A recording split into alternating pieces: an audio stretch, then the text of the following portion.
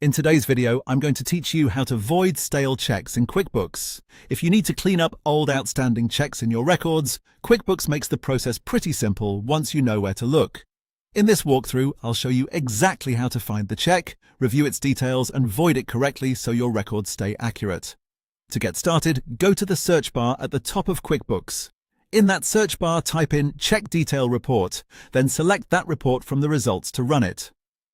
This report is useful because it gives you a clear view of the checks that have been created in your company file, making it much easier to locate the one you want to work with.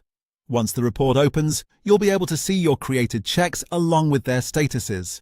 This is the key area to review carefully, especially if you're trying to identify stale checks that are still showing as outstanding. Take a moment to look through the list and confirm that you found the correct check before making any changes. That extra second of review can help avoid voiding the wrong transaction. After you find the check you want to void, click directly on it to open the full check details. This lets you verify the transaction information and make sure you're working on the correct item. It's always a good habit to double-check the amount, date, and status at this stage before moving forward. When you're inside the check details screen, look toward the bottom and click More.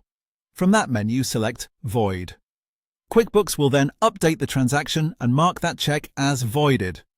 This is the step that removes it as an active outstanding check while still keeping a record of the original transaction in your books. And there you go. Once that's done, the stale check has been voided. That's all there is to it. As a quick reminder, always review the transaction carefully before voiding anything, since this affects your accounting records. But as you can see, the actual process in QuickBooks is very straightforward.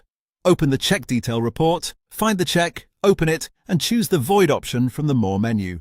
Thanks for watching, and I'll see you in the next video.